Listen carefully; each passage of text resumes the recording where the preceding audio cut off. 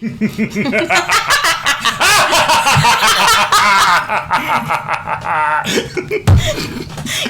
is wrong? You're better at it than me. No, we're both great.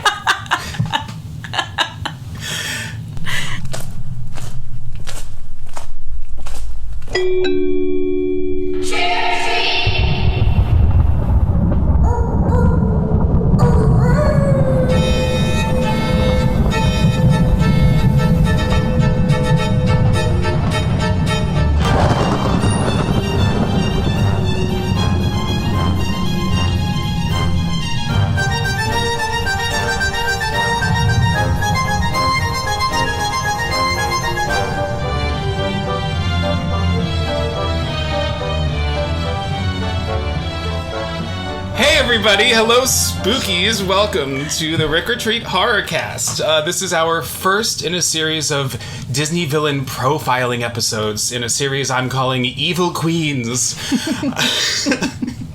And I'm joined today by a very good queen, actually, a very close friend.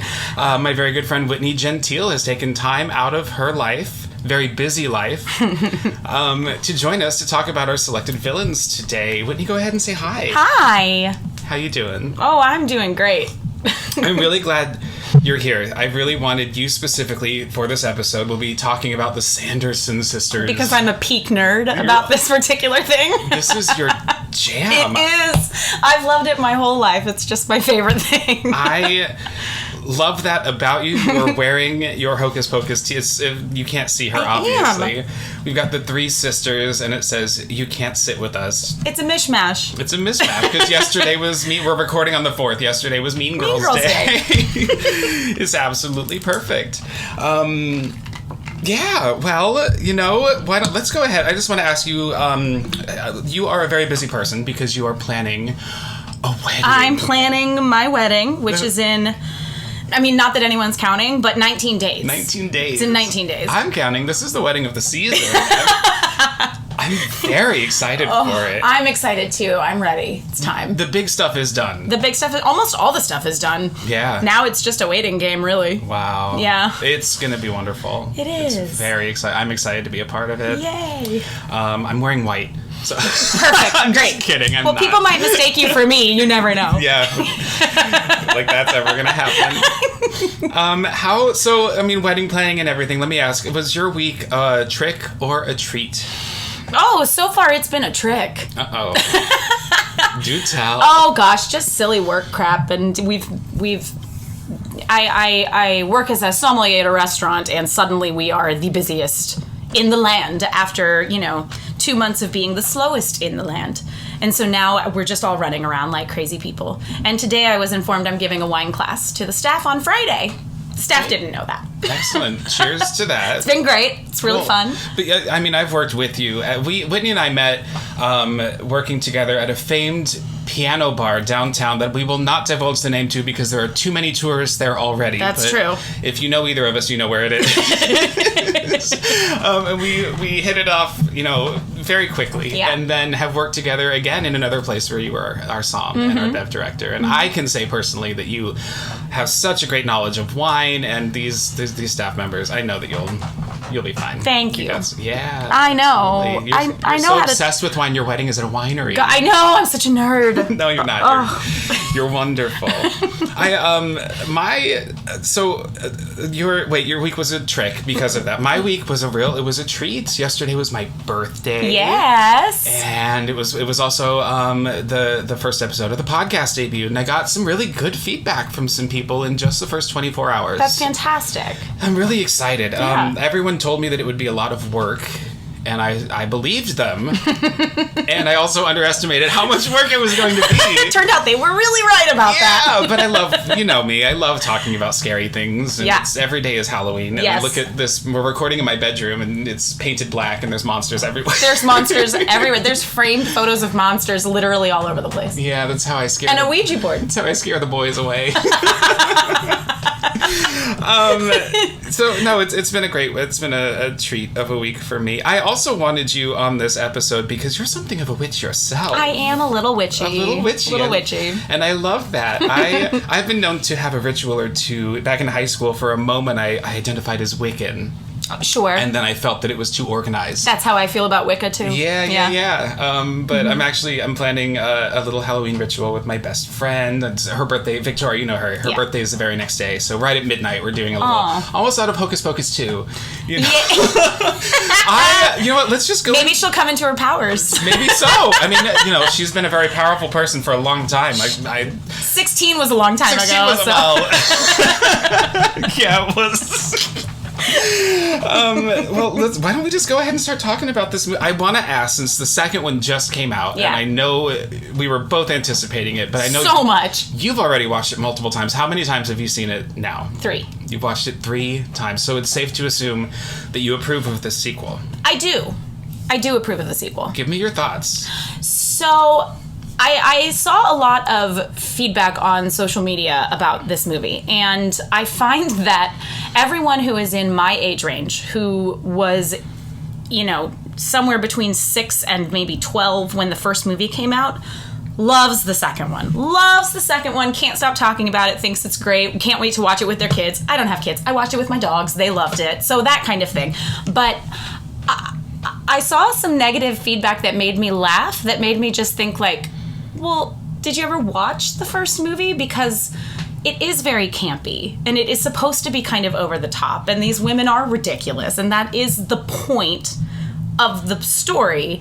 And so I thought they did a really, really good job bringing it into, the 21st century and bringing up some issues that we deal with now as opposed to things that we dealt with in 93. I thought that the women together were just magic. I mean, the chemistry is just completely undeniable, and it doesn't matter that they don't look the same. It doesn't matter that they're 30 years older. They're just fantastic together. I loved the little story at the very beginning with the young girls. Totally. I saw a really stupid comment online about how they really thought that they should have spent most of the movie talking about life in the 1650s because that could have been educational. And I was like, oh yes, that educational film Hocus Pocus. That's why we tune in to like what? That. I mean, that was one of the dumber things I think. I've seen a lot of really dumb stuff about that. I'm first off really happy to hear that you enjoyed it. I really enjoyed it too. I loved it, yeah. And you're absolutely right. I feel like there is a kind of a difference in people who... Here's the thing about this movie. You and I grew up really loving it. Yeah. It has not always been as successful and as popular as a lot of people just were reminded of it in the last 10 years, whereas people like us watched it every year. It was a flop. Yeah. You know why it was a flop? I do. Because they released it in July. So they wanted... Why? There's a couple reasons. There's a couple reasons for that. The children would be out of school, and that was their thinking. And Nightmare Before Christmas came out that year too, and they didn't want it to compete with that. They had more faith in Nightmare Before Christmas, so they put that out during the actual appropriate time. Okay. But still, it's a bad choice. Today, I feel like they might have just shelved the movie for a whole nother year. Yeah, I think they probably would have. In today's market. Yeah, they probably would have. The screenplay, that was based on a story by, oh heavens, it was, all my notes. It was the the man who wrote the screenplay, you'd think I'd have it right in front of me, told his children a bedtime story. His house was very much into Halloween, and he told a story about a black cat who was punished by a witch, and so that was kind of the inspiration. The children loved it, and then he expounded on it, and the screenplay has existed since 1984. Okay. And Disney, it was originally very dark and actually very scary. If you think of some Disney movies around that time, that's a little bit after The Black Hole. Well, the 80s were just terrifying in general. Well, I think Watcher in the Woods is with Bette Davis. Okay. Right, kind of a very dark tone. Yeah. Cloris Leachman was actually who was in mind for Winifred originally, which take a moment and imagine that alternate universe. I'm glad we have Bette Midler. She's that perfect. would have been terrifying. It would have been a very different, because think of Frau Blucher in Young Frankenstein, right? She's got these comedic sensibilities, exactly. But so time passed and that screenplay was dropped. And so we ended up getting what we got. Disney wanted to make it, by the 90s, less frightening. Yeah. But I think it's the appropriate amount of frightening. Here is my... Yeah. And friends, we are going to have spoilers for Hocus Pocus 2 on this episode, so if you haven't watched it... Go watch it. Push pause, go watch it, and then come back and the rest of it. The only issue, and I won't even call it an issue for me, right? I'm not going to be the toxic fan or anything. But for me, it's a thing, and I have this series of villainous episodes of the podcast because I love them, but Disney's really trying to humanize and sympathize their villains a lot lately. Mm-hmm. Right? We've got the Maleficent movies. all this. Yeah. I liked Cruella. I didn't think that I would, but, you're humanizing someone who skins puppies. Yeah. And I personally feel like, why can't we just let them be scary? Yeah, I actually don't need a sad backstory Same. for why people are the way they are. They can just be scary villains. And I think I'm going to blame Gregory Maguire for introducing 100% Wicked to us. Absolutely. And it was a great idea when it happened, and it's a fabulous book.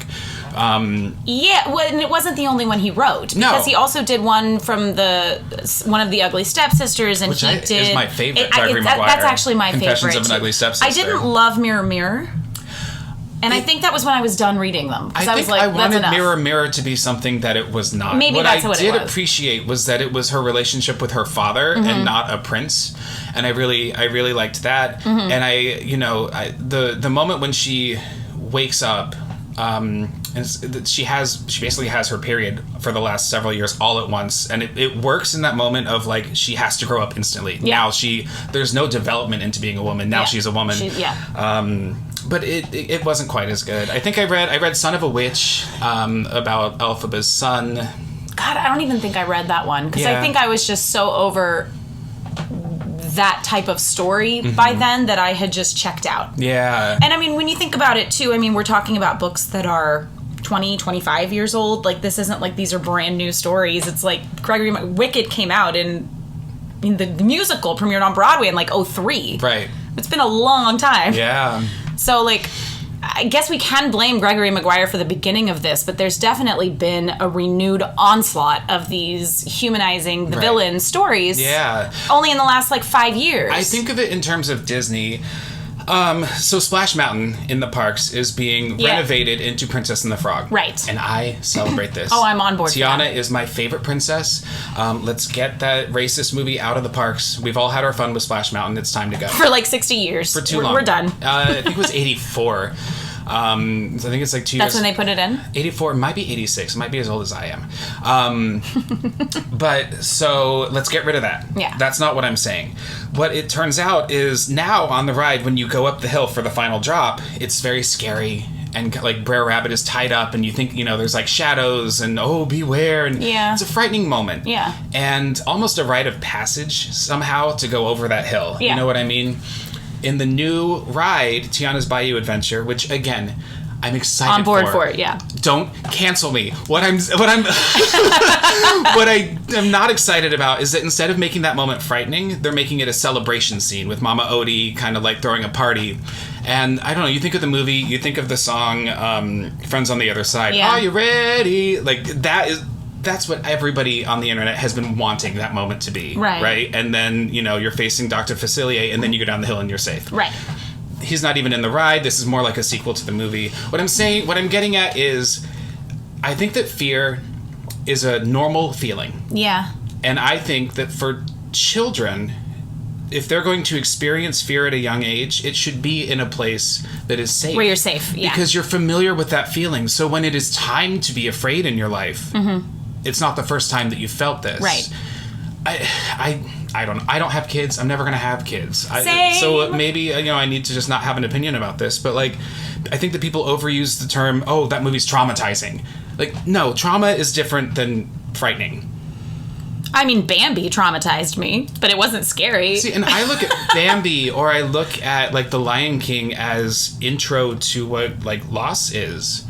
It's the reason that you have a pet when you're a child, right? Because then when you lose a real, a human loved one, you're a little bit familiar with this. Yeah.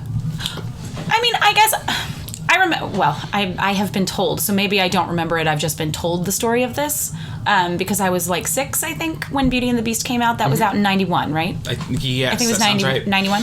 And I remember going to see the movie with my parents, and when the wolves attacked in the forest, both times, it scared the crap out of me. Sure. I was petrified of that. And I remember my dad taking me out of the theater. Ostensibly to get more popcorn. Okay. Yeah. I think was the idea, where he was just like, hey, let's go get more popcorn. And so I went with him out of the theater because I was freaking out. I was not traumatized by this movie. It continues to be one of my favorite movies of all time. I adore Beauty and the Beast. Like, this is not a thing that has scarred me, but it was scary. It was a scary moment in a movie. And I think that you're right, because it was in a place that was safe. I understood the story that was being told, and especially now, you know, in retrospect, where you can look back at it and be like, okay, well, Disney is always going to be a safe spot, and Disney doesn't try to hide who the villain is. You know who the villain is. It's the scary looking one. Well, until now. Until Frozen. Until Encanto, when there's not a real villain, but if there is one, it's Abuela. Because she is, you're right. She is, but it's only because she's doing what she was taught to do. Well, I guess I'm talking about that second wave. Yes, golden era. You know, where Ursula is a sea witch. Ursula's a witch. Yeah, she is scary. She's scary. Jafar is scary looking. Yeah, absolutely. And the king is like this little round, happy little guy, and the Jafar looks terrifying because, of course, he does. Yeah, so, you know. I mean, so we're all of this to say that, like, this moment at the end with Winifred losing her sisters and having that moment, I think for me it does work. There was a half a second where I was like, they're gonna make them mortal, and they're gonna make them like little like good people, like nice people living in Salem in 2020. I really thought that they were gonna do that. I was very but I think Bette Midler handles the moment really well. Like, don't forget what a wonderful actor she is. All of them. The Rose, and I mean, she's hilarious in Big Business. She's just got these acting chops, and I think she does an amazing job. She's in Beaches. Oh yeah. That, I mean, tearjerker. There's a movie from the late 90s called That Old Feeling. Have you seen this movie? No. Oh my god, it is really dumb, but she's so fantastic, and I swear to God that woman has it written in her contract that she has to perform a song in every movie she's in. As she should. Because she's just like casually sitting at a table with like her ex-husband, and all of a sudden she breaks into song, and you're like, okay, Bette Midler, like, what are you doing? But I'm like, yes! The moment we've been waiting for. So I did like the backstory of them as children. These child actors. Oh, they were so cute. Were perfect. The Winnie one was unbelievable. Yeah, I mean, right down to her hand gestures and her facial expressions. She just nailed it. I was like, holy crap. Yeah, eerie. That's young Winifred Sanderson. Kind of like in Beaches when young Bette Midler, played by, who was the actress who went on to do Blossom? She's eerily. Also creepily just like Bette Midler, too. So it did work for me in this case. I do think, for me, the last 20 minutes of the movie slows down a lot. It loses its pace. That final act is... Because in the first movie, you've got them flying through a graveyard and fighting, and it's action-packed. And, there were problems with Hocus Pocus 2. Test screenings proved a disappointing ending, and they actually did some reshoots in Astoria. I saw on Instagram a few months ago, people woke up and like the streets of Astoria were decorated to look like Salem. And what's the famous film studio out in Queens too? I don't know what it is. Silver Cup, I think. Silver Cup. Yeah. So they redressed. I think they might have recreated the sacred space in the woods again to beef up that ending. Yeah, make it a little stronger. Yeah. There were things about that. Having her really pay attention to the fact that the most important things that are hers are her relationships with her sister her sisters was very special and poignant, I think, because we think of them as a group. Yes. And while Winnie has always been pretty inherently selfish because she's the most powerful one and she's the oldest and she's the leader and she clearly raised these girls by herself, you kind of know that about her already, you know? Yeah. Like, the other two kind of kowtow to her. And even in the first one, you have things where it's like, why was I cursed with such idiot sisters? And, like, do you want to hit me, Winnie? Would that make you feel bad? Right, you know, right, like, these little things where you're just like, good Lord, like, okay, these girls. But having her have that moment where she's like, bring them back. Yeah. I thought you were bringing them back. Yeah. And I thought that the trio of girls, the new characters, in the second film were really great too. I thought their chemistry was really on point, which Agreed. I enjoyed a lot. And I loved the main, Becca, with her, you know, I wasn't bringing them back. Yeah. I'm sending you to them. Yeah. And she just looks kind of relieved, Sure. which was kind of lovely Yeah. for me at the end. Also, you know, there's just a lot of Easter eggs in that, right down to the way that they both say goodbye. Yeah. I mean, bye. Yeah. No, All of that absolutely. was very like. The whole movie had great Easter eggs. Oh, You see all of someone dressed as Madonna in the dance scene. Yeah. The devil and Medusa are in line for candy apples. So funny. Yeah, but they also have that couple watching that scene on television when they like street cast, which was so the little gay This couple. movie's so queer. They embrace. This movie is. You've got so queer. a non-binary character dressed as the Sandersons in the Walgreens scene. To me, is the funniest part of the movie. So the Walgreens scene, that's even a little bit of a callback when they're talking about how the doors part, and they're like, "Oh my gosh, she must be very powerful. If Yeah. the doors part for her," and it reminded me of them not knowing that the pavement was a road. Totally. I was like, this is so funny. This is the same idea. Like anybody who is poo-pooing this film because it's outright camp didn't watch the first one, which Right. is also just outright camp. Or here's the thing. I think the movie means so many things to so many. It's almost like Marvel. The worst thing about Marvel movies are the Marvel fans. Oh God, that's true. And only Star Wars too. Star Wars, and only because they love it so much, and everyone loves it in their own way. So we all expect something different from it, Yeah. right? And in my opinion, we're just fucking lucky to have this movie. Absolutely. I'm like, That thank Midler has been God. begging for years. Like, Thank she's God the all one who these got it off women the got ground. back together. Yes. And they've all said that they would be willing to do it again if it were requested of them. They're just so great. Yeah. In my opinion, if there were to be a third, bring back Max, Allison, and Danny, and our new 3 girls, and it takes all of them to defeat them one final time. Yeah. Because people did, we did want those original 3 to come back. Have you read the sequel book to Hocus Pocus? I have not, no. 25th anniversary, a novelization of Hocus Pocus came out, and it included a sequel story as well that is about Max and Allison's daughter. Okay. And I haven't read it. I'd love to, actually, because it's kind of cool to have different paths of sequels. Yeah. I know Thora Birch, who played Danny in the original, was going to be in this, and then she had a scheduling conflict and had to pull out, which is disappointing. Well, I hope they do a final one then. If they left it open. They certainly did with that end credits scene. That end credit scene with another little black cat. Another black cat and another black flame candle. If we're talking about kids being scared, I was genuinely afraid of this movie when it came out. I grew up in, and you guys are going to hear this on my podcast all the time, a Christian home that kind of the conservativeness of the media we would view would shift, and sometimes we would not be allowed to watch anything scary, and then other times I'd be allowed to watch the scariest things imaginable. It was very inconsistent. The one constant was that anytime there was sex on screen, we had to leave the room, which is so backwards to me. I mean, you don't want to watch a sex scene with your parents anyway, but like, I can watch people's heads get cut off, but I can't watch people having sex. Like, this is reason number 492 in therapy. Yeah. So we were not allowed to watch Hocus Pocus when it came out, and then we were at a party around October. We would go on Halloween night. We would go to church for a harvest festival, and they would play Christmas music, and we would wear Bible costume. Like, I was a shepherd one year for Halloween. It was cute one year though. I was David and my dad was Goliath. So that height difference. Well, that's cute. That's adorable. The rest of it's a little creep-tastic. But then there were other years that we were allowed to engage in Halloween. Again, very inconsistent. But it must have been around October, and we were at another church member's house, and they happened to have the movie on. And it was my mom's way of, like, she can't outright be like, this is sinful. And it was kind of my first exposure to it with all of these other kids who were allowed to watch it. I remember being so afraid of Billy. Like, well, Billy is creepy. He's real scary. Yeah. Like, you think about even just, like, I mean, really, kudos to the makeup department. Because just that, like, visual of his lips being sewn shut, That's scary. In researching the last couple days, the stitching on his lips is the Roman numerals for 13.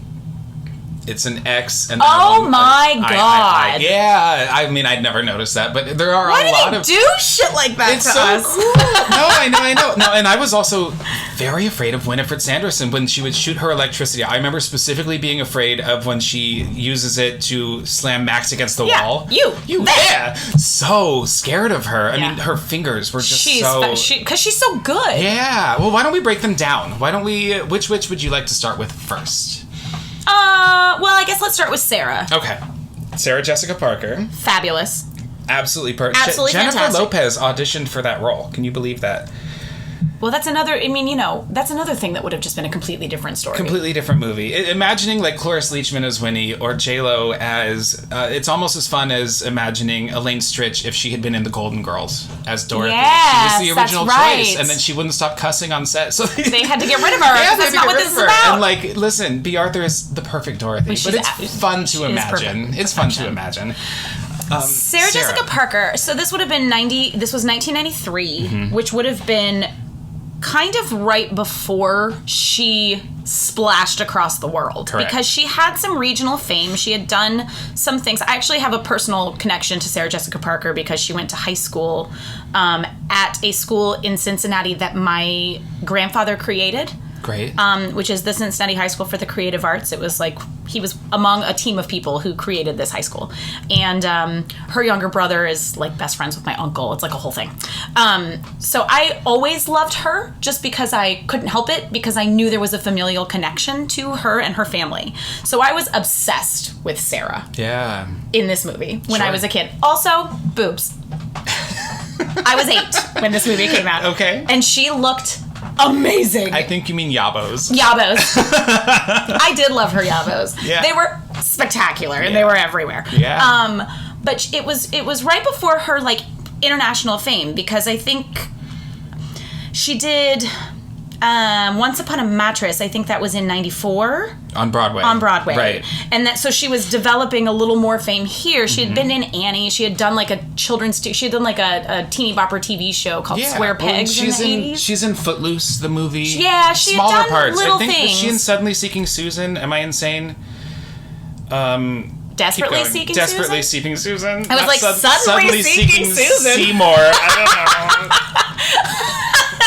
Suddenly Susan was a TV show with Brooke Shields. I don't think she was in it. She was in something else. Yeah. A similar movie. She had done a lot of little things. And then she had been on a short-lived sitcom or TV show or dramedy or something called Square Pegs. Okay. And then she did theater. I mean, she was one of the original Annies on Broadway. She did Annie. And then she did a couple other little things. And Sex and the City premiered in 96, 97. I mean, it wasn't... Was it that long after? Yes. And it wasn't much long after, but 4 years in the space of, like, the consciousness is huge. Yeah. So it was like all of a sudden here she is again, and she's everywhere.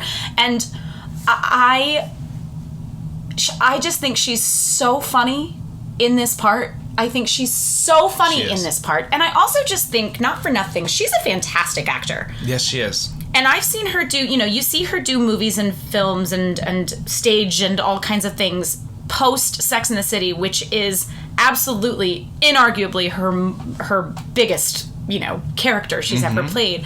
And I don't see Carrie anywhere on screen. Like, I just don't see her. She's not there, which is really fantastic, because to shake off a character that's so iconic like that and be able to progress is really incredible. I think she's a very thoughtful person. I love reading interviews or watching her in interviews. She loves to read. When they were filming the broomstick scene, the flying on the broom scenes, she refused to get down. She actually would grab a copy of the New York Times and sit on her broomstick. She loved it so much. And just read the Times in between takes when they were resetting. That's hilarious. I do really like her. I love her in The Family Stone, that Christmas movie. That's one of my favorite movies of all time. Because she's not a bad guy.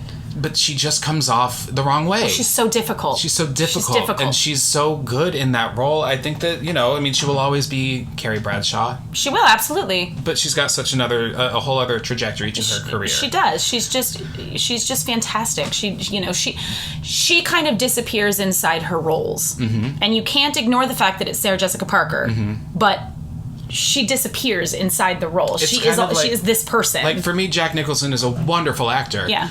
But he's always Jack Nicholson in everything. And that's not bad. He's great. But he's wonderful in One Flew Over the Cuckoo's Nest or The Shining. But, it's very rare that I don't see Jack Nicholson. Right. Sarah Jessica Parker, kind of the same thing. She's always going to be who she is. But I think that, like you said, she's able to disappear, in a different way. They're very different actors. It's more Diane Keaton-y.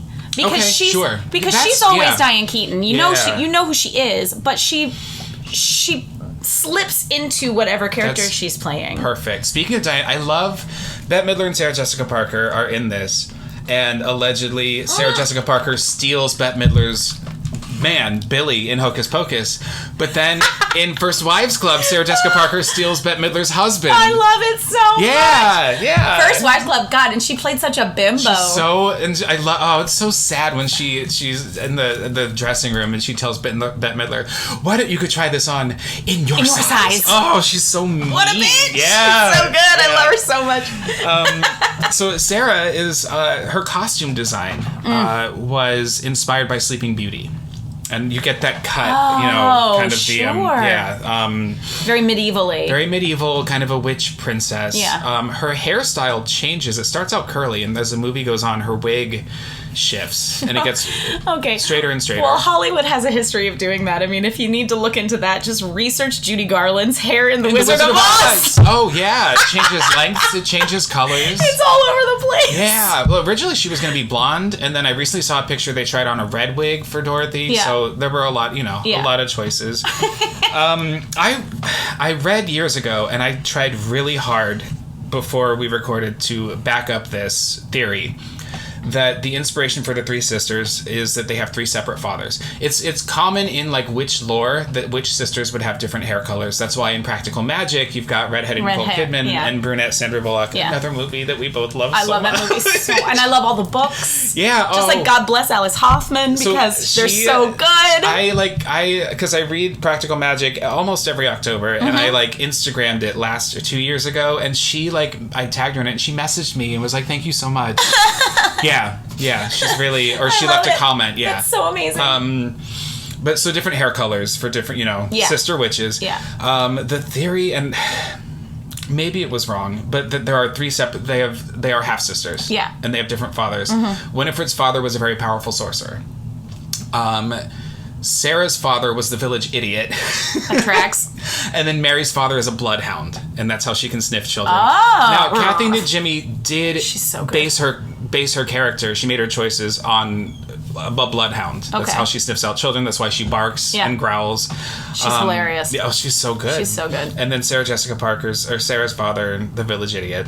Yeah. Which I think is pretty funny. That's pretty great. I think that she really ate that spider. She claims she really eats a real spider. I know. I love them coming into the house in the second movie and her being like, "Where are my rat tails?" Yeah. I just about fell over. I was like, I'm so happy about this. It really felt like for these actresses, they you knew they were excited to do this, but also that they just stepped right back into it. They did. Sarah's powers are the power of using her voice. She can lure children. Right? Yes. I just love her. That was my one job. I liked it. Yeah. Okay. Alas.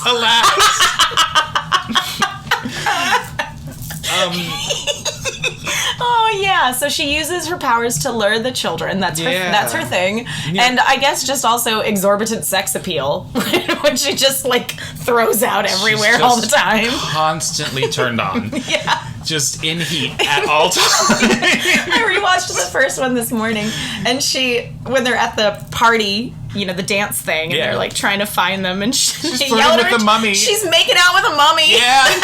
He's a cute mummy. He's so cute. There's so many cute guys in this. Everybody was cute. I was just watching it today, and I had never realized how hot Max's dad is. Max's dad is quite hot. Oh, when I was a child, I thought Max was the end-all be-all. I did too. I had such a crush on him. Yeah. I am wearing my little tie-dyed Haunted Mansion shirt today because he wears the tie-dyed shirt with the witch's 3 colors on it. You're laid back. Have you ever noticed that? California tie-dyed point of view. Have you ever noticed his tie-dyed shirt is the colors of the 3 witches? Is it really? Mm-hmm. Oh, God, I've never even noticed that. Yeah. He was on, Omri Katz was his name. He Yeah. was on a series before this called Erie, Indiana. Which was kind of a spooky TV show for children with Sean Murray, who is the voice of Thackeray Okay, Binks. so I was obsessed with Thackeray Binks. Sure. So, like, my best friend It's Molly dreamy. and I... So, okay, this movie premiered in July, which means that it immediately flopped. Yeah. So it got moved to... This was in the 90s when, at least in rural Texas, you could go to a smaller, very, very inexpensive theater to see all of the movies that had been moved out of the big theaters. It was called Dollar Cinemas. Yeah, that was my first job at a Dollar Oh, Movie really? theater. Yeah, okay. So we went to the Dollar Theater, which was further away from where we lived, but had all these movies for $1. It's how I saw Three Musketeers and we, like all these Disney movies that came out, which is also scary and awesome. It is, yeah. I agree. And came out around the same time. The dungeon scenes get really The dungeon scene scary. is super graphic Yep. and very upsetting, and Yeah. Oliver Platt is hilarious. He's so funny. He's so great. Yeah.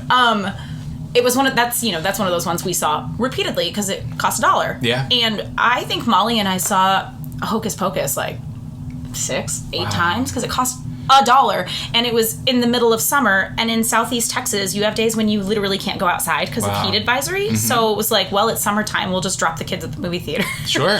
So we went and saw that movie over and over again, and we were so in love with Thackeray Binks. Actual Thackeray, not Cat, but actual Thackeray Binks. Right. So in love with him. Oh, he's a dreamboat. Oh, yeah, he sure is. And then a few years ago, she sends me this meme on social media that's like, by the way, do you know that actor is this guy on NCIS? Yeah. And I was like, that's a bummer. Yeah. I think when I was young and developing my interest in boys, I definitely had like a thing for guys in like colonial kind of wear. 100%. I think of him with like his open colonial shirt, and then I think of the movie Casper. Yeah. With Devon Sawa. Devon Sawa. Oh, were we in love with Devon Sawa? He's a daddy now. He's on the Chucky TV series. Is he really? And he's so hot. I was so in love with him. There was a picture of him in, I don't know, Teen Magazine or something equally stupid. But he's like sitting on a staircase in a white suit, maybe with like really big lapels. And I had that picture just tacked to my wall my whole junior high experience. He was all over I was those so in love with teeny him. bopper magazines. Ooh, he was the all over cutest. him. He was in Huck and Finn with JTT, right? Yeah, that's right. God, JTT. I forgot about him entirely. Yeah, I think a lot of people did. Whoops. But so Jason Marsden. You know what? Sean Murray. I got it wrong. Sean Murray was the real life actor who played Thackeray. Yeah. And then his voice was too contemporary. So Jason Marsden, they dubbed him over, and Jason Marsden was the one on Erie, Indiana, with Omri Katz. Yeah.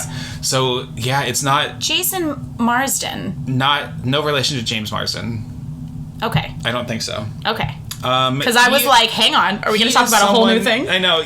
You may recognize him. He is a recognizable figure. I'll pull up a picture. Yeah, I'm going to have to see him. But I yeah, don't so know. they wanted someone who had a more affected voice, much like the Sanderson Sisters.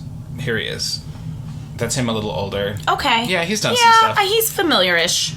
But all right, so back to Sarah. For me, I mean, Winifred is everyone's favorite. I know, you know what? I'm not going to rank them.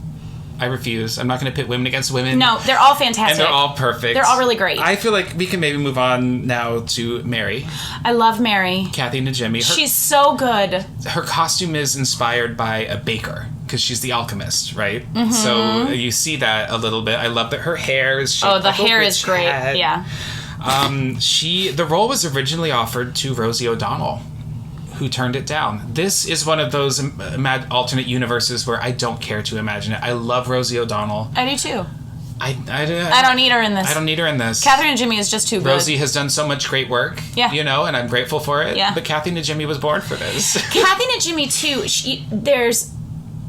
her just the way that she pitches her voice, because this is not how she talks. No. Like, this is not how she talks. But the way that she, like, Sarah, and then she'll, it was really good. I just love the way you did that. I mean, it's hysterical the way it's so funny. Wonderful voice work, and she has such a wonderful career. What is that 2-woman show that she did in the 80s? They televised it. It was her and damn it. Well, anyway, she's got such a wonderful career. Again, based her character on a bloodhound. She has the power of scent. Yeah. She can sniff out children. She can sniff out their age. Mm-hmm. She can sniff out their gender. Like, she's got quite the nose. 7, you might, maybe 8. You might get along. She might make a great song. She'd be a great song. Definitely. Initially, she was reluctant to play the role because she didn't want to portray witches in a stereotypical way, because she had a respect for women who actually are identify witches. as witch. Yeah, that's amazing. And it's kind of why Meryl Streep turned down witch roles for years and years. She was offered every witch role in Hollywood, she claims, until Into the Woods. I believe that Meryl Streep was offered every role that Yeah. has ever been written. But Kathy Najimy brings so much humor through her voice work, through her, they all three ride their broomsticks in different ways. Winifred is very much she's in control, a forward body. Mm-hmm. She's leaned forward. She's hunting. Yeah, she's always in front. Yeah. Sarah Jessica Parker kind of lays over it. Yeah, her arms are in the air, like she's having fun. She's scooping down. Yeah, very, very graceful. She's dancing. But Kathy Najimy is careful as hell. Like, I feel like if she were a driver, she would use hand signals and she would never run a red She's light. on 10 and 2. Yes, 10 and 2 at all times. Can I tell you, I wish they had not shown the Roombas in the trailer, because when those Roombas in the sequel are her little broomies was hilarious. So funny, and she talked to a salesperson about that. That's actually my favorite thing, is that she spoke to someone about talk to me about this. I'm interested. He said this was the last thing, and that they have a mind of their own. Hilarious. Yeah, and I had kind of forgotten about them, and then when they sucked up the salt, it was so good, clever. I do wish that had been a surprise that wasn't shown in the trailer. The Swiffer was good.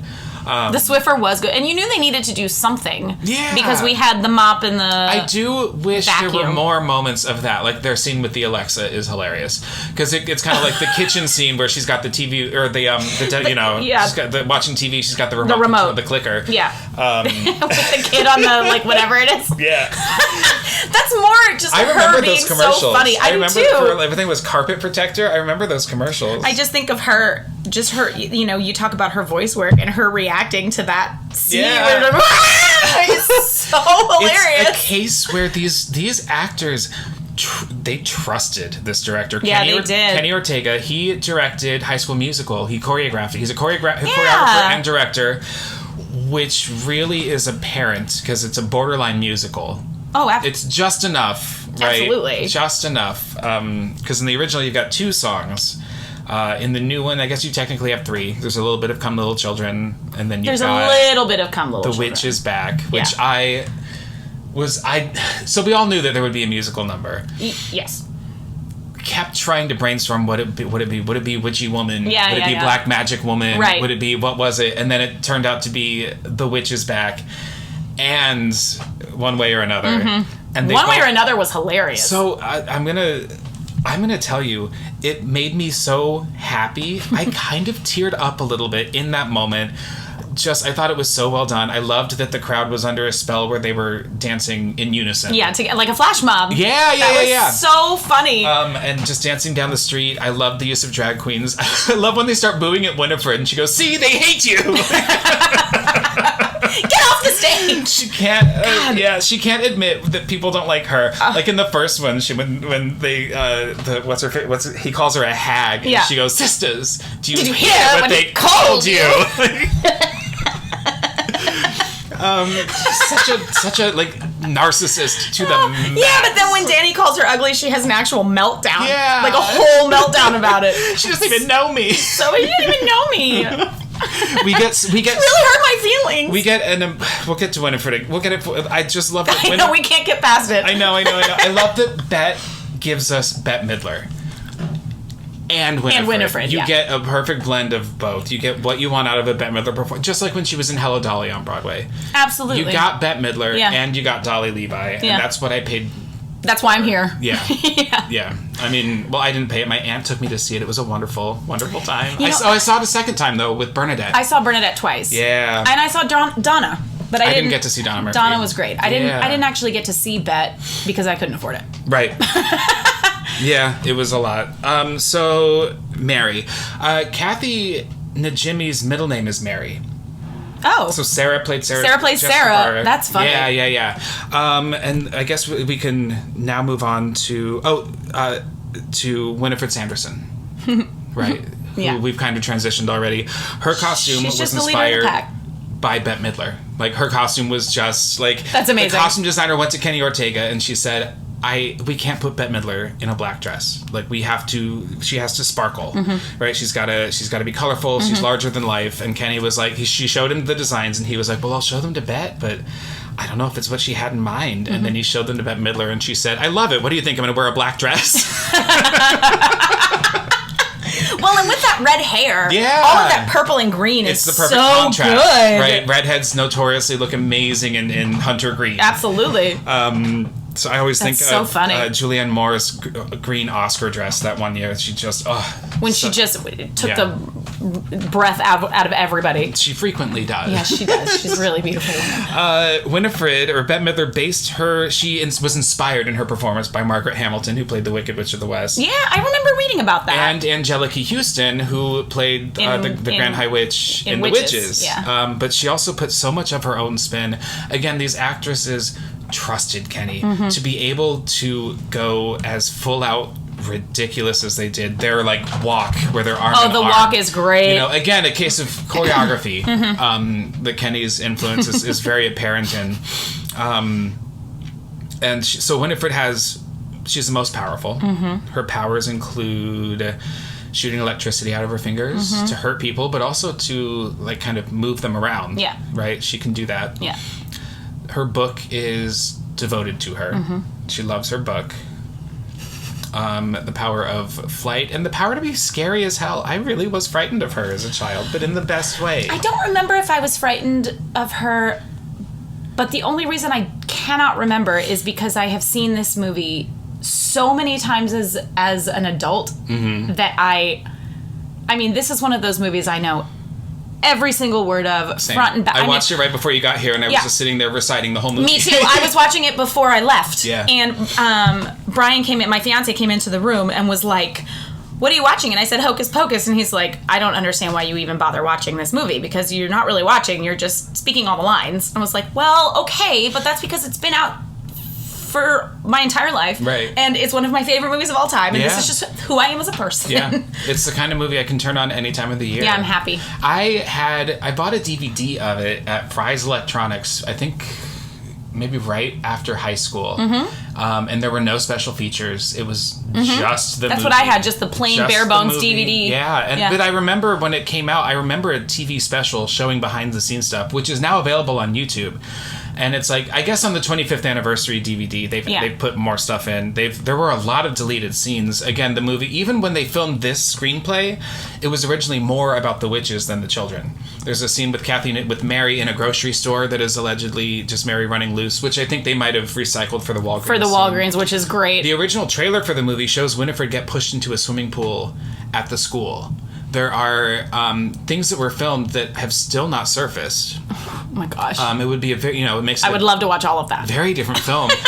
Totally. I want to see all of that. No, me too. What else can you say about Winifred? I mean, she was scary, but she's just so good. And again, I mean, it's all just pure camp.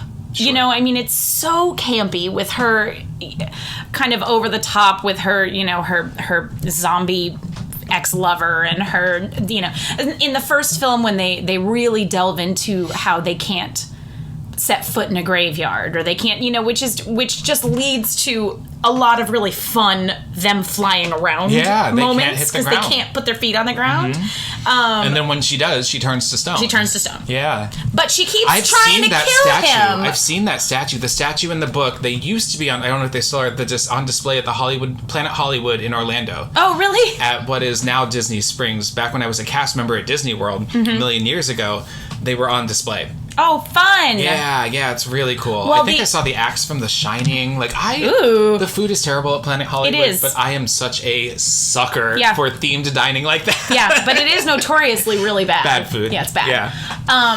I recently, once a year, I try to take a trip out to Boston just because I love Boston very, very much, and it's one of my favorite places to visit. And the last few times I've gone, I've made a point to take an excursion, like a little day trip out to Salem because, we're going because I would love that. Really, really fun. Yeah. Well, I go every summer, so we'll just go next year because it is so pinky fun. Promise. Yes, we're doing it. We're pinky promising everybody. Especially because at this point I know it. I know where to go and I know where to eat, and I've been there. Yeah. 5 or 6 times. Ultimate twist. So you've seen the house. You've seen the Dennison's house. This last time, we did a haunted tour in Salem, which was really fun. And I have done haunted tours all over the place. I've done them in New Orleans and in Orlando. I've done them in New York. I've done them in Boston. I did one in Baltimore. I love them. I think they're really fun. The one in Salem was really, really great, mostly because it just has such a dark history. Sure. Kind of like the one in New Orleans. It's such a dark history. Yeah. And we went by the house, the Dennison's house, which is a haunted house, according to, I don't know, witch hunters or ghost hunters or lore. And there's, it was built in the 17th century or 18th century or something, and it is this really big, gorgeous mansion with this huge park in the back that's haunted park and has a sundial in the middle of it. It's like this whole big, it's very, very witchy without trying to be. Yeah. Which I think is just kind of astonishing. Yeah. And, locals will say that they can see, smoke coming out of the windows sometimes, or fire coming out, because apparently there was a huge fire. Some people died. So a daughter of somebody who owned the home brushed too close to the fireplace and her skirts went up in flames. And that's how she died. 3 different people have died in that house. It's a whole thing. So when they were filming, I just remember this woman was telling about our person who was leading us around was people were terrified to come in and film in this house. Wow. And I'm well, that scene only lasts for 4 minutes. Yeah. So maybe that's why it was we're in, we're out. We're out. And that scene, the scene when they take Danny away, when she uses her fingernail to open that window, that was terrifying. It was I vividly remember being so afraid. It's just her hand, and it's so frightening. Yeah. I almost wish that the new movie had a little more of that, a little more of how scary her powers could be. Well, I'm not even sure that necessarily was a power, though. That's just her using who she is. Yeah. You know what I mean? They all had those nails. I was even noticing today when I was rewatching the first one. I love that we both rewatched it today. Oh, yeah, of course. Winifred's nails, when she taps, she has these huge fingernails, and I looked at them and was just she couldn't get anything done with those things on. No. Lord, I used to work haunted houses every year. They called me the Scary Fairy back in Phoenix. And that's amazing. The first year I did it, I put on press-on nails, and I filed them down to claws, and no, you can't get anything done. You can't go to the bathroom, you can't wash your hair, you can't eat, I can't put jewelry on. Yeah, you see those people with long acrylic nails, and I don't understand. I'm how do you live your life? Well, yes, I would love to go to Salem. Actually, Winifred was the name of the last 2 people who were tried for witchcraft during the Salem witch trial. Winifred, a mother and daughter, were both named Winifred. Huh. I just recently learned that, actually. That's interesting. The 3 of them as a whole, we've talked about their comedic timing, right? Oh, God, we've talked about their chemistry. Yeah. It really is just pure... magic. It's just gold. It's magic when they're together. And it's so fun in this new film to see them come together again. Mm-hmm. I loved in the new film that Book was given agency. I that was very interesting to me because even I liked it. I'm not mad at it. I think it was really, really a great choice, and I thought that it was. My only problem with it really is that this is an inherently evil object. Sure. That is. I mean, they go into how it's made out of human skin and all this crap. Well, and this is another thing. I totally agree with you. Allison says the legend has it that it's bound in human skin and given to Winifred by the devil himself. Right. And now in the second movie, we have the Mother Witch give it to them. Mm-hmm. Now, this is... Hannah Worthington. Well, I think it's Waddingham. Whatever her name Hannah is. W. Yeah, I think you're right. I think it is Waddingham. She's... Ted Lasso. Ted Lasso, which is also... She's rumored to be playing Madame Marble in the Wicked movie. And I am so for it. Oh my god, that would be she's wonderful. She's spectacular. Yeah. Go on. She's spectacular. Oh no, just like the idea that the idea on watching the first one after having watched the second one, when they in the second one very clearly refer to her as mother over and over again. And then you watch the first one back and they talk about like spending time with their mom and Mummy's scorpion pie, and I'm like, okay, so what happened after she disappeared in the woods? Yeah. In between then and when they were sucking the lives out of the children of Salem. You see the bird she turns into appear throughout the film. Yeah. I think there were interactions. She's just around. She's around for sure. I think that she trained them up. I think that having a woman give the book to Winifred is great. She's getting her power from another woman. Yeah. Right, it's that sisterhood concept. Yeah, sisters are doing it for themselves, kind of thing. Very woman power, and it's cool to because we have references that there are other witches in the world. Of all the witches working, I'm the worst. Right? Yeah. So it's cool to see that there are other witches. Out there, and then for the three young girls to have their powers. Well, especially the main one. Have her powers. Well, to have her powers, and then for her friend to say, we're stronger together. Yeah. And then to lean into that, as opposed to kind of the way that the Sanderson sisters did, where it was very clearly Winnie. Yes. And then her sidekicks. Whereas Becca and her friends are not. Yes. Not, main and sidekicks. They are going to do this together as a group. I do almost wish, and maybe it's just because I was younger when I saw the first movie, but I wish that the three of them were together more. And I get the whole story with the boyfriend and all this. Yeah. But I feel like, and he was very funny. The boyfriend was hilarious. He was very funny. I really enjoyed him saying, well, I have a lot of people to apologize to. Where I was like, oh, look at you. Yeah. Figure that out really quickly. Poignant moments where it wasn't being preachy. Right. And that was just a funny, cute moment. Well, I think it's very clear that this was directed by a woman, and I love it. Adam Shankman was originally to direct this. Really? And the woman, I forget her name, don't cancel me, who ended up directing it, was going to direct Disenchanted, the sequel to Enchanted. And now, so they ended up switching. Wow. Because he directed the original Enchanted, and now he's I believe, if I'm not mistaken, I could be wrong. That's interesting. I'm excited about Disenchanted. I am too. I loved that first one. I love speaking of loving. It is Adam Shankman. Yeah. Speaking of loving the villains, watching that trailer where she's the bad guy is going to be so fun. And I mean, what's her face as the villain as well? From Bridesmaids. God damn it, what's her name? Oh. Yes. Maya Rudolph. Thank you. I was like, Mara Tierney? No, villain. That's the woman from ER. God, she's got to have a song, right? Because the thing about Enchanted that's disappointing is that Susan Sarandon was fabulous. She didn't get a villain song. No, she didn't. And Alan Menken has written some great villain songs in his day. Yeah. So I do, and Maya Rudolph is a singer. Yeah. Her mom was a very famous singer. She's, what's that song? Loving you is easy cause you're beautiful. Yeah, with the high whistle note.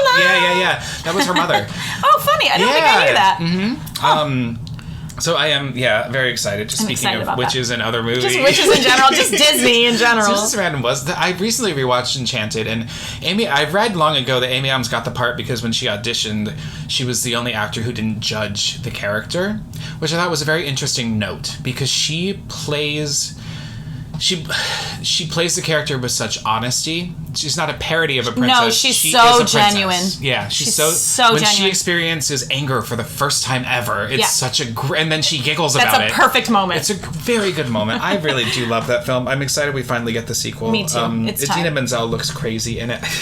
She's just got this look behind the eyes that I find very... I think she's batty. Unrelatable. I think she's just batty. But obviously, you know, quite talented. Yes, very. 95% of the time. No, but so back to book. I do agree with you. I like seeing books sweat. I like seeing books shed a tear. I liked seeing books sweat too. That was one of the things that I thought was interesting about this movie that was not used in the first one, maybe just because it's not a part of the story, but also probably just because they didn't have the technology at the time to be able to portray this inanimate object that way. Right.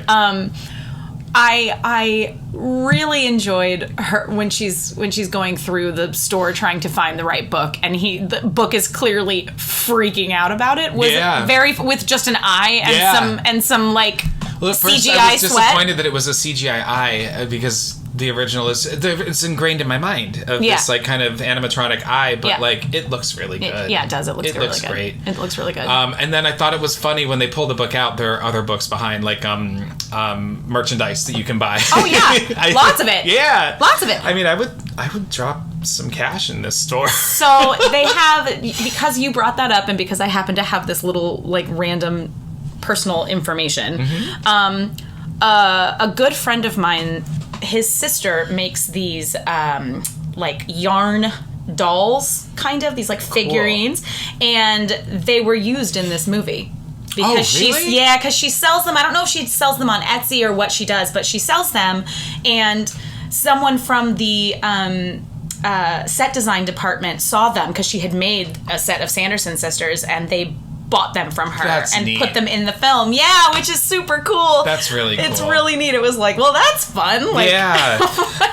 And they're really cute. The redesign of the store, I didn't mind it at all. I because loved then when it. the sisters walked in, they were like, what the hell happened here? Yeah, well, where are all my rat tails? Where's the cobwebs? Yeah, definitely. Where is everything? That was so funny. I want to take just a second and talk about Gilbert, played by Sam Richardson, because he's a borderline villain, but he just kind of walks that line. I loved the flashback of him as a child. That was great. Seeing them turn to dust. That was great. Yeah, it really brought it seeing them fly down the street and all everything about that was great. Because he kind of represents the wonder. Like, if we were not being terrorized like Max, Danny, and Allison were, we would have that sense of wonder. Before one of the Halloweens that we were not overly religious, I might have been 5. We still lived in Missouri, and I do remember trick-or-treating, and I remember looking around and believing that it was real. Full-heartedly believing that these people in costumes were those things. Yeah. And I remember knocking on a door and being afraid. I remember like some teenager playing a prank on me and my brother when we and I just remember feeling so afraid and magical. And again, for me, fear can be fun. I guess for some people it can't be. I think that for most people, fear is fun. That's why we go to haunted houses. Yeah. That's why they exist. Well, Wes Craven said we don't watch horror movies to be afraid. We watch it for catharsis.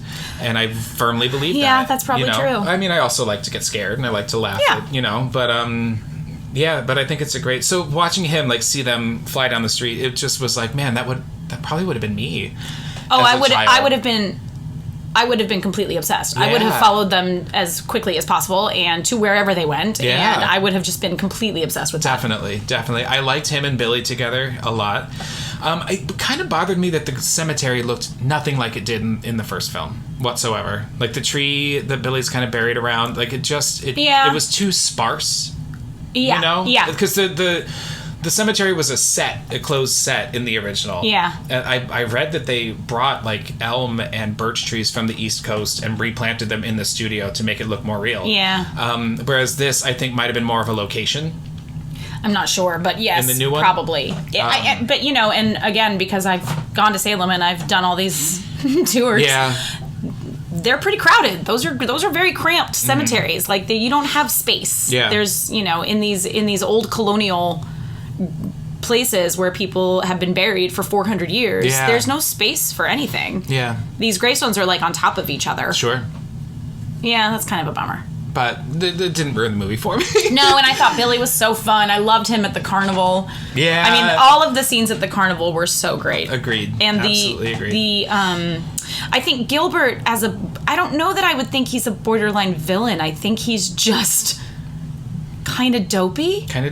And really loves magic. Yeah. And so he just wants magic in the world, and he doesn't really care how that comes about. And then he gets wrapped up in the wrong wrong way. And then he shows up to try to fix it, and it's all over. Is hilarious. Yeah. Like, we're here to rescue you, and everyone's like, cool. Not necessary. You're a little late. Yeah. I thought he was a great addition, for sure. Yeah, he was fun. I loved, oh my god, when the kid asked what's a virgin. Oh, it was so funny. Oh my god, someone who has never lit a candle. I asked my parents that's how I learned what a virgin is. Isn't that funny? In the original movie, and I'm certain many children must have. I read an article, like just an op-ed this morning about Hocus Pocus, about someone about my age who was rewatching it and watching it with their kids. Mm-hmm. And she was like, it's really fun to watch these movies now as an adult with my children who are like 10 and 12 or something, and they're kids, and none of them are really asking me what a virgin is, but the answer is just an inexperienced person, which is not false. Sure. And I was like, well, that's interesting. But she was like talking about the 5 things that she noted in this film that she didn't think would still be produced today. Okay.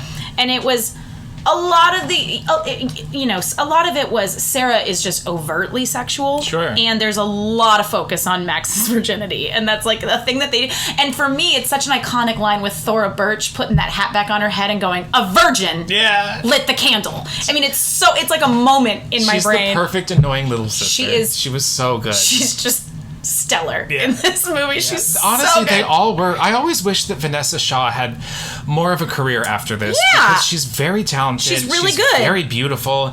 I've only seen her in a handful of movies. She was in the remake of The Hills Have Eyes. Okay. And for me, the scene that something unspeakable happens to her, watching that happen to her, was really weird because she was Allison to me. Yeah. And then I recently saw her in a horror film called We Have to Do Something, and it was a great premise, and if it were a short film, I think it would have worked. Yeah. But it just didn't. But she does a very good job. Yeah, I mean, with a very bad script. I always thought she was very talented, and she's so beautiful. Yeah. But Omri Katz, I think he got into the production side. Yeah, I think he did too. I remember reading something about that. And Thora Birch she still worked. I mean, she was in American Beauty. The American Beauty home is in Hocus Pocus. Is it really? They walked past it. I just read that. Yeah. That's hilarious. Yeah. She pops up every now and then. I believe she was in what's the movie with Scarlett Johansson? Is it Ghost World? I don't know. Ghost World, when they were teenagers. She did do a movie with Scarlett Johansson. I didn't see it. Yeah. I remember it being a thing. And it was 2001. Yes, Thora Birch. Well, 2001. She was supposed to be in the new Tim Burton Wednesday series about Wednesday Addams, and then she dropped out. Yeah. From what I've gathered, she has a little bit of a thing of like dropping out of projects. Yeah. That's all I know. Mm-hmm. Which is unfortunate that she had to drop out of Hocus Pocus 2. But if they do a third one, I would just love to see the originals and the news. Yeah. And because Allison might be a little bit witchy too, which right? would be fun. What a clever little white witch. Yeah. Like I think that Allison might have some kind of power to her. I think she probably does. Yeah. Especially if they utilize that this time, where it's like not so much the salt, it's more Becca pouring the salt, and if it's Allison pouring the salt, or throwing it at Sarah, and she's the only one who does. Yeah. Because even when she goes around the grave that Thora Birch is in, it's her. She's the one who's doing it. Yeah. So that's an interesting premise. She might be a little witchy. I recently, just if we're talking about fan theories and fan fiction, everyone always wonders, why didn't Binks just tell his parents, "Hey, I'm a cat now"? Right. So I've read a theory that he wouldn't be able to speak until the blacklit candle was lit. Oh, that's interesting. It's interesting. I had always kind of convinced myself that maybe he didn't know he could speak until later on. and that, you know, over the years he like developed it or figured out that he could. Yeah, maybe. But you also hear him like even in the beginning, you know, away, beast. When and all he's doing is meowing. So either of those theories are appropriate. I do think at the Halloween party when Danny's holding him and saying, "And this cat can talk," that he could have spoken up. He could have definitely said something. It would have been nice. It would have saved a lot of Maybe he can only talk to people under 18. So like I don't know what the deal is. Salem was, I think it was like 17 cats that they used. One of them would like bat at you. One of them was trained to jump, and it was all these different cats. A couple animatronics, one of which was also Salem in... Oh, did I call him Salem? You called him Salem. Okay, Thackeray. So Banks was 17 cats? 17 cats played him. A couple of animatronics. And one of them was played Salem on Sabrina the Teenage Witch. Yeah, which I also love. And they CGI'd him talking over it, over the face, obviously. But initially, it was so detailed and so realistic, they had to make his teeth shorter and less sharp to make him more friendly looking. Yeah, because he's creepy looking. Because if I look at my cat, I'm looking at him right now, and if he bares his teeth, he's... scary as hell. Let's be clear, this cat is like lounging like nobody else. He loves sleeping on this weighted blanket, but he loves to sleep on top of it. It's a texture thing for him, I think. I don't know. He's a very sweet cat. He is. He loves to be in the room when I record. He doesn't like to be left out. Yeah, he wants to be where you are. He has opinions too. He wants them heard. Well, let's kind of have some final thoughts. Real quick though. Yeah. Tony Hale. Yeah, talk to me. How do you feel? Okay. I think he's hysterical. I do too. I don't know if there's ever been a single thing I've seen him do that hasn't just been perfect. He's always funny. He is so funny. Yeah. I was a little confused by his reaction to the party, because he's so happy-go-lucky and, like, ridiculous. And so there was something to me where I was like, well, that's an odd dichotomy for him to, like, pitch a fit because his teenage daughter is throwing a party, which she was obviously going to do. I think he was underutilized. I think he was, too. I really do. I actually didn't recognize him in the prologue scene. I didn't either. And it wasn't until later when they said that it was him. I really didn't. I really wish that that had been made more apparent and that, that he, I don't know... I did on my second rewatch, but the first one, I had no idea it was him. Yeah. Underutilized somehow, and I think it's just the whole pacing. For me, it is the party scene to the end of the movie where it's that third act again, where it shifts. Yeah. Kind of the circle of salt in the garage scene. Yeah. Where it just slows down a little too much. Yeah. For me, and the stakes are not quite there. They're not high enough. They're not as personal. Yeah. They've got Danny in the original. Yeah. They exploded the top of their house and flew off with like her. A thing. And they're like hypnotizing trick-or-treaters in the middle of the night coming out in their pajamas. Like it's, with this one, it didn't feel as personal. Yeah. And even though maybe it is a grander stake because she's going to destroy all of Salem and then take over the world, right? It's just not showcased quite the same. Yeah.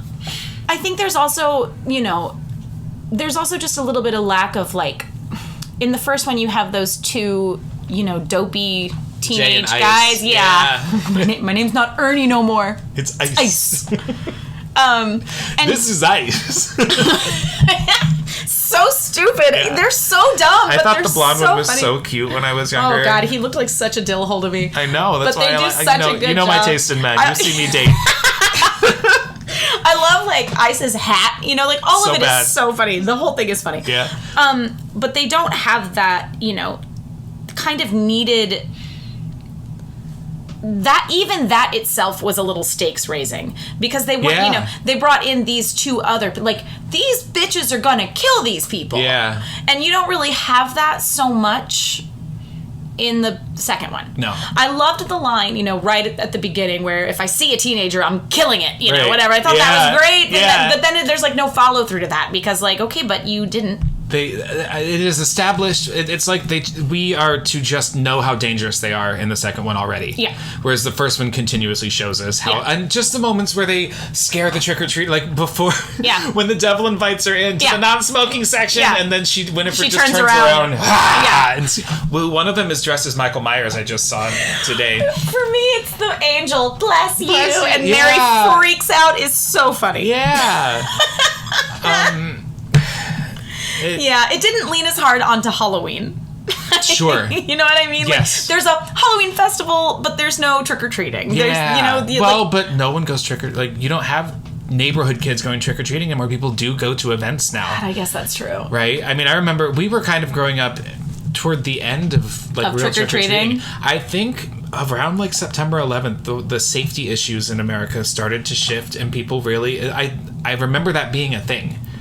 Of that's interesting. Now there are certain neighborhoods that people go to, or they go to events. Now it's...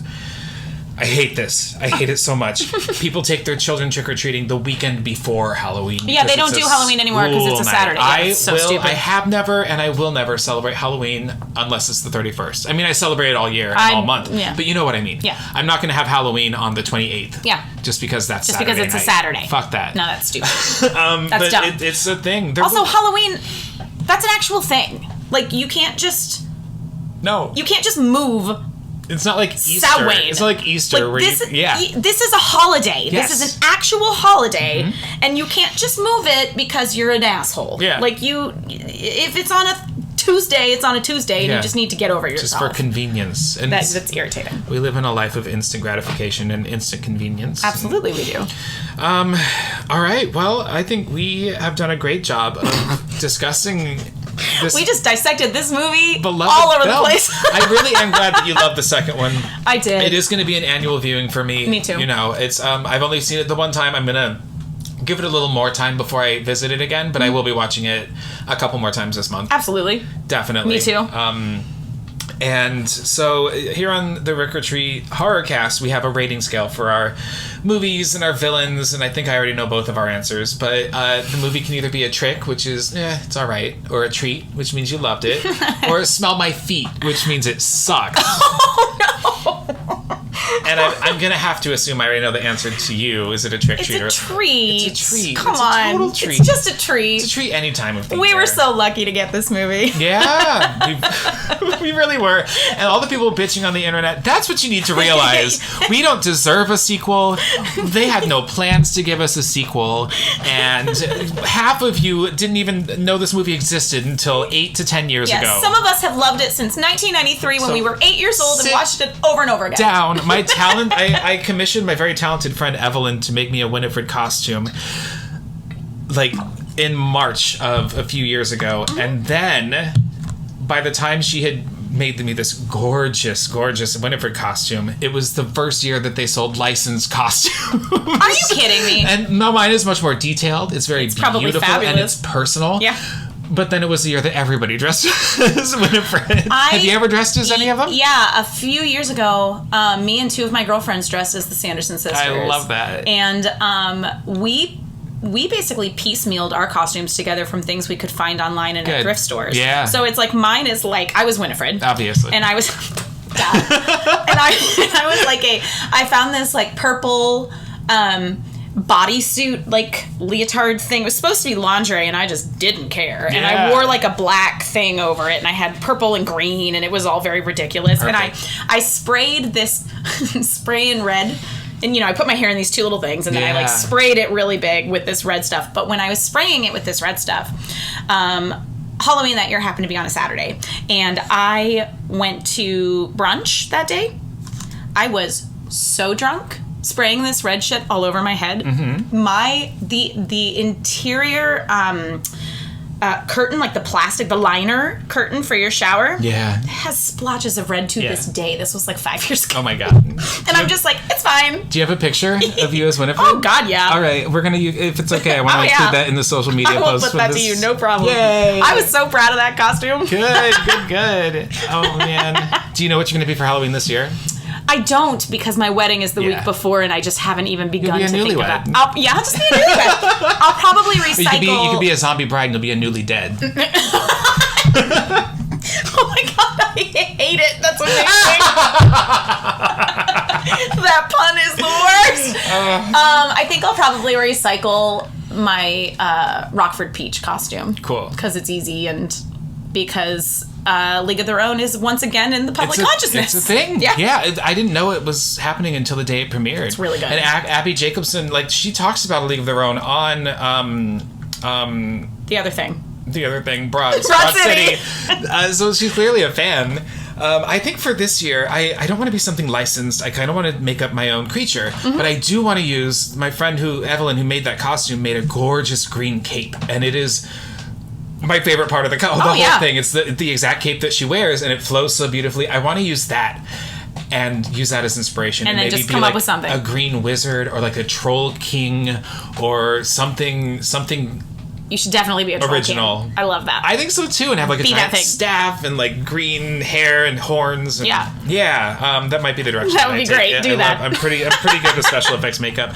All right, well, Miss Whitney, is there anything coming up besides your wedding that you want to plug? Do you have any projects? Do you want people to follow you on social media?